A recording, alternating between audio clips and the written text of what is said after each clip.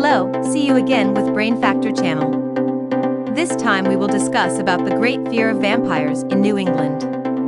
Watch the video carefully and don't skip this video. And please help subscribe and like our channel. Thank you. The great fear of vampires in New England. In the 19th century, rural areas of New England were afflicted by an unexplained disease. Those who were infected experienced severe weight loss, hacking coughs, and a fever that made them feel weak. The sickness was referred to as consumption due to the fact that it would literally consume people from the inside out, leaving them gradually weaker, paler, and more lifeless until they passed away. This is why it got its name. Tuberculosis is an infectious disease that is primarily caused by bacteria that destroys the lungs. Today, we recognize it by its more modern name. But back then, the most likely explanation was that the victims were vampires. It does not take a lot of creative thinking to comprehend how a bacterial illness became linked to vampires in popular culture. Despite the fact that tuberculosis, also known as consumption, has been there since at least 5000 BCE, it was not well recognized at the time due to the fact that its symptoms can vary greatly from person to person. For other people, the condition can lie dormant for years before it manifests itself as an illness. In some cases, the tuberculosis strikes quickly and severely, and the patient passes away not long afterward. In addition to a persistent cough, other signs and symptoms of tuberculosis include weight loss, night sweats, and exhaustion. As the disease advances, the lungs lose their ability to maintain a steady supply of oxygen to the bloodstream. Their muscle tissue wastes away. They will eventually start hacking up blood at some point. It was the blood that helped to solidify the diagnosis, as well as the progressive wasting away of the body, as if something or someone was sapping the person of their vital energy. Because of the ease and speed with which the disease spread, it gave the appearance of being passed down via families. If one of the members fell ill or passed away, it automatically affected the others. People thought that one of the deceased was a vampire and that it was preying on the members of the family who were still alive. In order to put an end to the vampire's bloodthirsty activities, exhumations were usually required. Digging up the remains of the deceased and examining them for telltale symptoms of vampirism, such as a lack of decomposition and the presence of fresh blood in the heart and other organs, was done in this investigation. After the perpetrator of the attacks was located, a variety of solutions were discussed as potential means to put an end to the attacks. Simply turning the body over in the grave was the method that caused the least amount of harm. In other circumstances, families would rebury the deceased after first burning the fresh organs.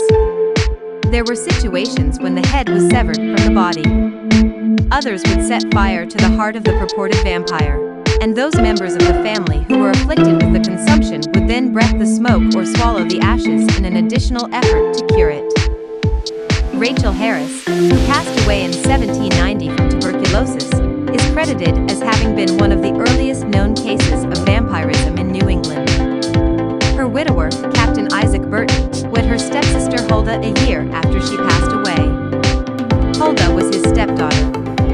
After some time had passed, Huldah started exhibiting symptoms that were identical to those that Rachel had been experiencing. As a result, Huldah's family and friends came to the conclusion that Rachel was to blame.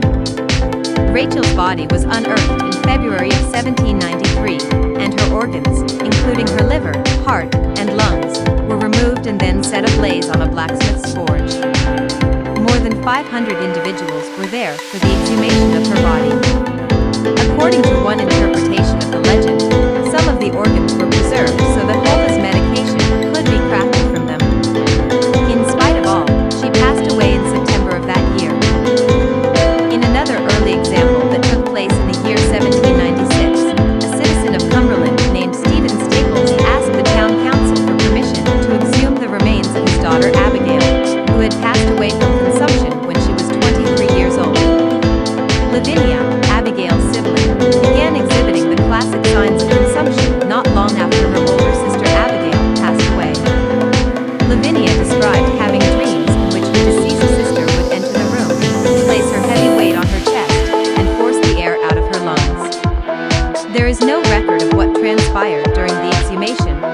schizophrenia was cured as a result of it. At least 80 instances of vampires being exhumed have been documented by Michael Bell, a folklorist from Rhode Island who has been researching the topic of vampire exhumations in New England. These occurrences date as far back as the late 1700s and as far west as Minnesota. Rhode Island played host to the vast majority of the excavations that were carried out. One of the most interesting cases that Bell has uncovered is the one with Reverend Justice Forward and his daughter Mercy. Reverend Forward had a total of 5 daughters, but he had to bury 3 of them due to the effects of consumption. The sickness was taking a toll on his other 2 daughters, especially Mercy, who was one of them. Mercy experienced her first hemorrhage on a day when she was accompanying her father on a trip to a different location. At first, Forward was hesitant to open the graves of his deceased family members, but he allowed himself to be convinced to do so when it became clear that doing so was the only way to ensure the safety of his surviving daughters. In a letter, Forward detailed how the ceremony proceeded as follows. This morning opened the grave of my daughter, who had died, the last of my 3 daughters, almost 6 years ago. On opening the body, the lungs were not dissolved, but had blood in them, though not fresh, but clotted. The lungs did not appear as we would suppose they would in a body just dead, but far nearer a state of soundness than could be expected. The liver, I am told, was as sound as the lungs. We put the lungs and liver in a separate box and buried it in the same grave, 10 inches or a foot above the coffin. Mercy was not able to be saved by the deed, but Forward's other children appeared to have recovered. Mercy Brown's case is one of the ones with the most credible evidence suggesting she may have been a vampire in New England. Mary Eliza Brown, who was the mother of Mercy Brown and the wife of George Brown, passed away from consumption in the month of December in the year 1883. After another 7 months had passed, her eldest child, Mary Olive, went to be with her mother in the grave. Within a short period of time, the son, Edwin Brown, also became afflicted with illness.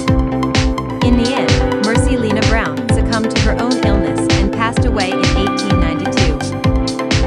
George Brown was approached by a number of the locals, the majority of whom were likely concerned for their own well-being, and they convinced him to exhume the bodies of the 3 deceased women. It's possible that one of the 3 Brown ladies wasn't dead after all and was instead eating in secret on Edwin's living tissue and blood. The bodies were unearthed by a group of men on the morning of March 17, 1892, with the assistance of a local family physician. Mercy Brown's body, which had been dead for only a few months, was in a relatively well-preserved form thanks to the winter.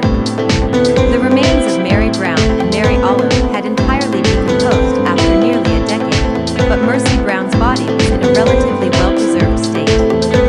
When the doctor cut her open, he discovered that all of her organs were healthy.